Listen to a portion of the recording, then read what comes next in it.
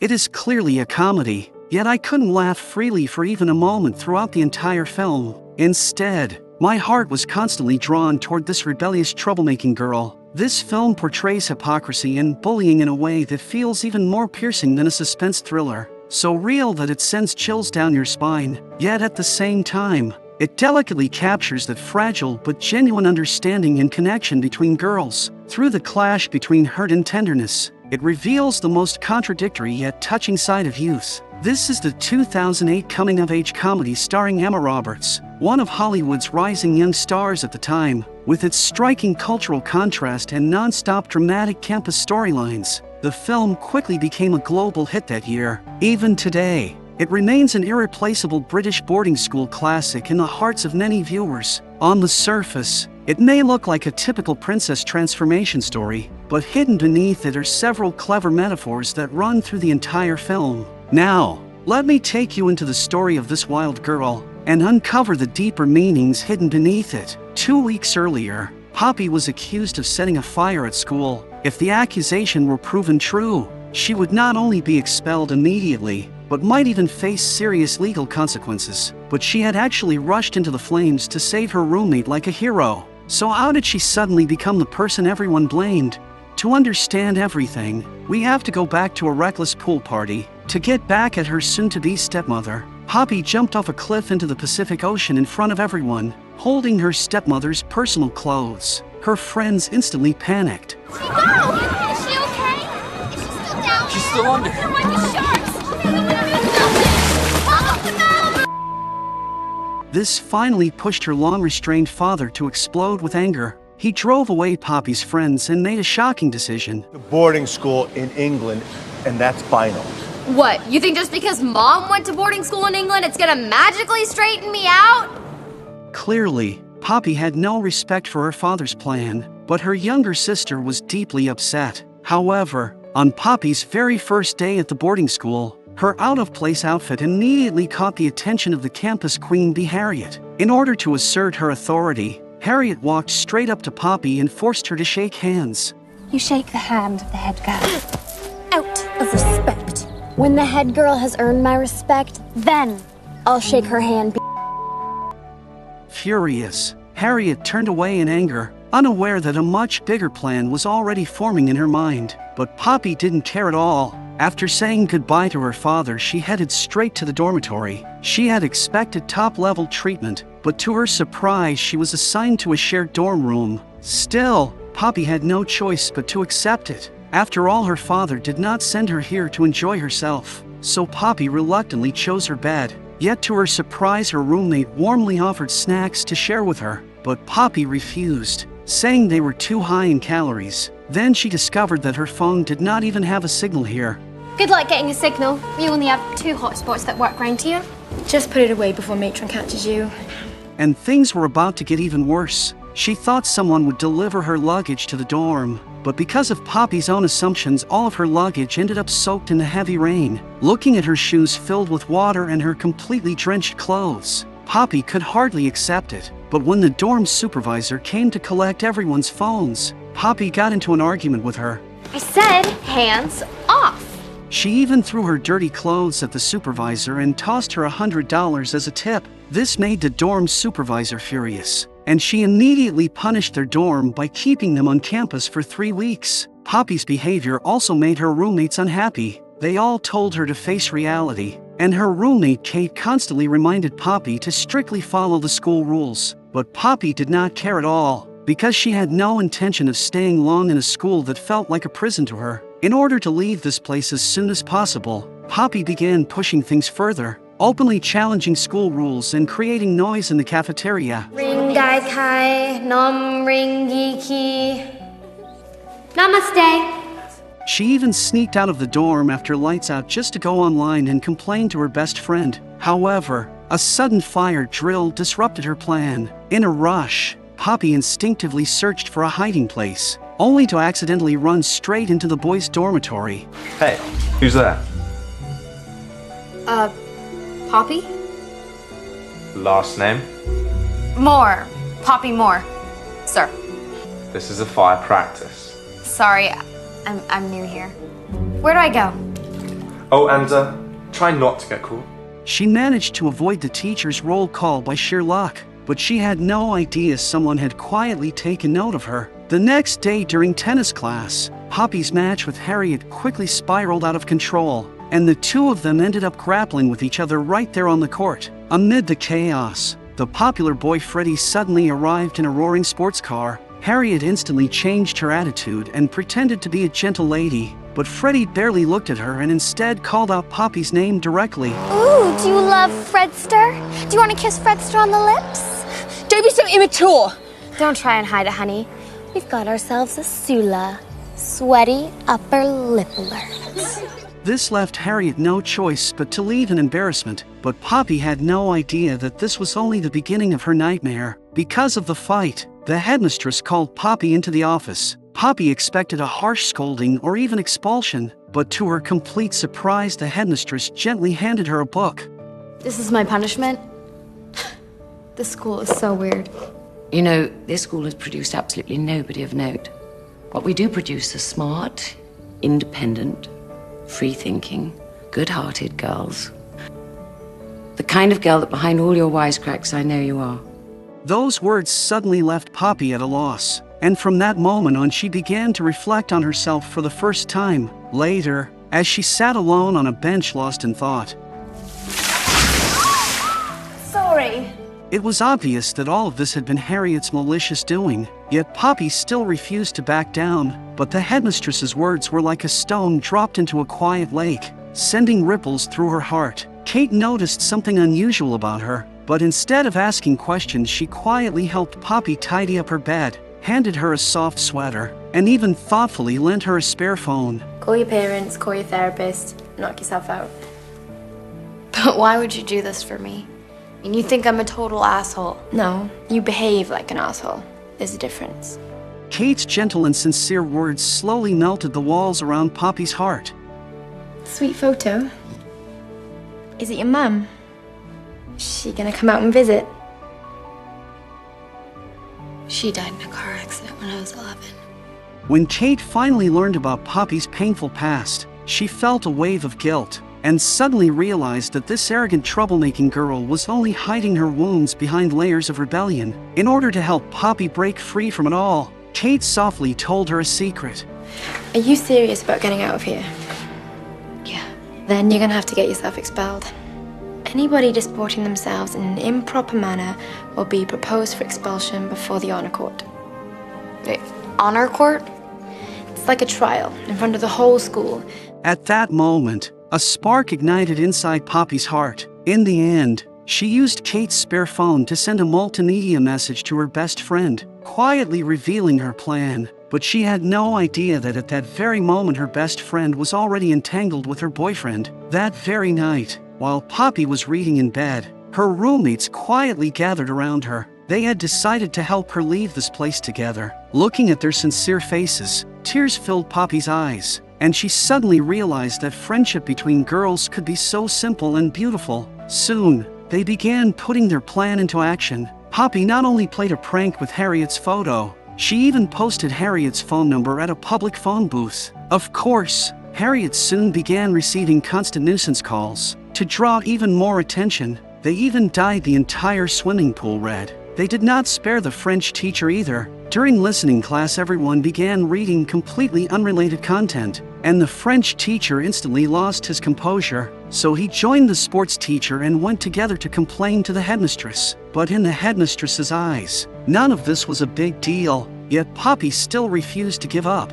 She inserted a cassette tape into the dorm supervisor's car and even unplugged the switch. But all of these efforts turned out to be useless, because the headmistress firmly believed that the mischievous and rebellious Poppy would one day grow into an excellent student. Yet the headmistress's unusual tolerance made Poppy even more uneasy than any punishment would have. In order to completely provoke the headmistress, her roommates came up with a ridiculous yet bold idea. They suggested that Poppy pretend to flirt with Freddie, because dating the headmistress's son might hit the exact nerve that would finally get her expelled. And the weekend social party would be the perfect opportunity. In order to present themselves in a better image, the girls excitedly boarded the bus into town. But to their surprise, they ran into the dorm supervisor, who had been furious about the cassette tape incident. Seeing how angry and frustrated she looked, the girls could not help but burst into laughter. Their shared secret and a small sense of guilt made their friendship grow much closer in an instant. After arriving at the clothing store, the girls completely let loose and threw themselves into this wild makeover mission. And as the wealthy and fashionable girl among them, Poppy finally showed her true value.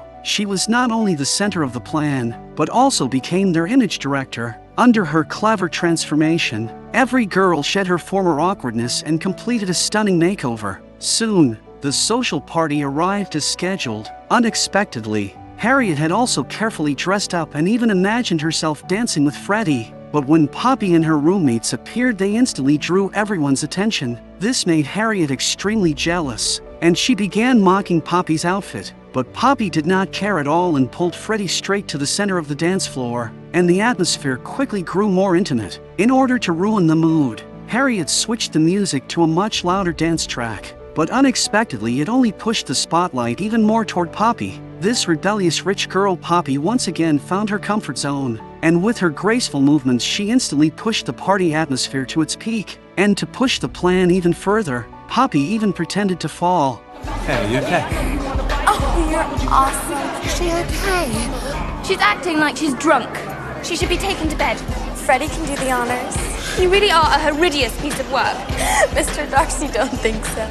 Afterward, the two of them walked side by side into the hall, and a subtle tension quietly filled the air, only to be suddenly interrupted by one of Harriet's followers. Tweedledum and Tweedledee. Fraternising with the girls, Freddie Kingsley, as you are well aware, is not allowed.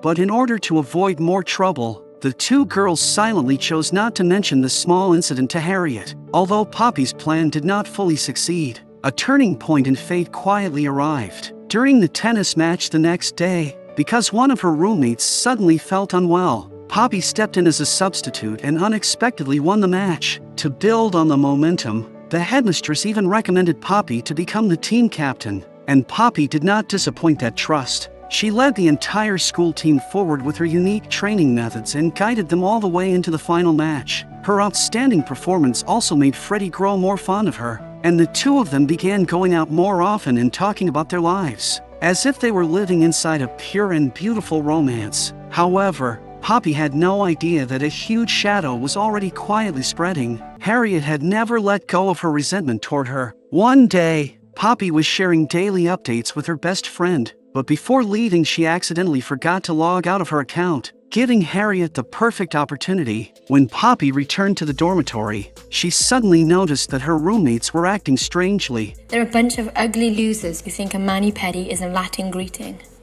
I despise these village idiots, but I have to pretend to like them so they'll help me get out of this hellhole. Hearing those harsh words, Poppy instantly felt completely confused, because aside from the first few lines, which were complaints she had made when she first arrived at the school, she had no idea about the later messages that criticized her roommates. But her roommates refused to believe Poppy anymore, because to them the evidence was right there. The chat records between her and her best friend were posted on the door. Yet this was not the only thing that pushed Poppy toward despair, because on the other side Freddie had also received the same message. This broke Freddie's heart instantly, and he shut Poppy out completely. But what hurt Poppy even more was that she accidentally discovered her best friend's betrayal. Sorry, Roddy. Couldn't get rid of her. What was I saying? Roddy, babe. No, Ruby. Still me. This series of blows left Poppy feeling completely hopeless, and as she absent-mindedly kept flicking a lighter in her hand, she accidentally set the curtain on fire. Hearing footsteps approaching, Poppy hurriedly put out the flames and quickly fled the scene. But after returning to the dormitory, Poppy became even more uneasy. She looked out the window and realized that the fire had already begun to spread, so she quickly woke up her roommates and smashed the alarm. In an instant, everyone gathered in the courtyard. But when the teachers began taking attendance, they realized that her roommate Drippy was not there. Poppy suddenly remembered that Drippy often sneaked into the kitchen at night to grab food, and she instantly realized that something was terribly wrong, so she rushed into the burning building without hesitation. Fortunately, everything turned out safely. Drippy was rescued by everyone, and the scene deeply moved all the teachers and students present, instantly turning Poppy into a hero. But while the firefighters were clearing the scene, Freddy unexpectedly found Poppy's lighter there, so he went to confront her. I don't understand, okay? I heard footsteps and then I put it out. I was just so upset at everything and I wish I hadn't done it. I really wish I hadn't done it too. Although Freddy turned and walked away, he did not tell anyone about it. Clearly, he still had special feelings for Poppy in his heart. However, the headmistress took the matter very seriously, and the next day she held a school assembly, declaring that the fire could not have been an accident and demanding that whoever caused it step forward and admit the mistake. Otherwise, the matter would be handed over to the authorities. Poppy grew increasingly uneasy. Could it really have been her mistake that caused such trouble? She clearly remembered putting out the small flame at that time, so how could it have started again? After struggling with herself for a long time, Poppy finally made a bold decision. She wrote a handwritten apology letter to every roommate, including Freddy, and then took the lighter to the headmistress and confessed everything. And this step would place her before the school's honor court to face the judgment of the entire school. Will I be expelled? The honor court will decide. But I suspect you'll understand that it's just a formality at this point. The weird thing is, I really did try to turn it around. I didn't want to disappoint you. After leaving the headmistress's office, Poppy ran into Kate, but the heartbroken Kate did not forgive her. Instead, she responded with cold sarcasm. You finally got what you wanted. You must be overjoyed. Looking at the old photos she once took with her roommates, Poppy felt as if everything had happened in another lifetime. But in a moment of distraction, she noticed an old photograph on the wall, and the young girl in it turned out to be her mother. It turned out that her mother had once been a student at this school as well. At that moment, Poppy finally understood the warmth and expectations hidden behind her father's strictness. But by now, that realization seemed to have come too late. Fortunately, after reading the apology letter, Freddy chose to forgive her, giving her a small sense of comfort. However, the day of the honor court still arrived as scheduled, and Poppy could only quietly accept the judgment. Yet none of the friends who once stood by her side were there. Meanwhile, her roommates discovered a shocking truth. The message complaining to her best friend that day had not been written by Poppy at all, because at that time Poppy had been on a date with Freddy. And to confirm this fact, Drippy even had to secretly read Poppy's diary, which was filled with kind words about her roommates, leaving them overwhelmed with guilt. So they decided to attend the honor court to speak up for Poppy, because they believed that someone as kind as her could never have done such a thing. But by the time they arrived, the situation at the scene had already been completely controlled by Harriet. Just as the headmistress asked whether anyone else had been at the fire scene. Not as far as I know. I was. I was. I was. I was. I was. I was. I was. This moment caused Harriet to completely lose control, and she insisted that it was Poppy who had used the lighter and caused the fire. What lighter, Harriet? Jesus, Charlotte, how daft can you possibly be? That ridiculous I Heart LA lighter of hers. She left it behind, for God's sakes. Except, how do you know that, Harriet? No one's mentioned a lighter before. Yes, aside from Freddy, no one else had known about the lighter. And I heard footsteps. It must have been you. Oh my God, you restarted the fire, didn't you? At last the truth came to light. Harriet received the consequences she deserved, and Poppy seemed to gain a new beginning. At the final tennis match, Poppy's determination deeply moved her father, who had come to watch, and the film slowly moved toward its ending. Looking back at Poppy's transformation, the thing that truly helped her grow was never strict rules, but the warmth of love and acceptance. On the beaches of Malibu, she used arrogance to shield herself, hiding the pain of losing her mother at a young age. She believed she was unbreakable, but in reality she had always been extremely fragile. At this school, it was those seemingly old-fashioned girls who broke open her hard shell, allowing her for the first time to reveal the soft and genuine self inside, the one who longed to be loved. True strength has never been about stubbornly pretending to be strong, but about having the courage to lower your guard in front of the right people. After all, only when our weaknesses are treated with kindness can we grow real armor. Alright, That's the end of today's story. I hope everyone can find the person who allows you to safely lower your guard and grow your strongest armor through love and acceptance. May you all stay happy every day and free from worries. See you in the next video. Goodbye.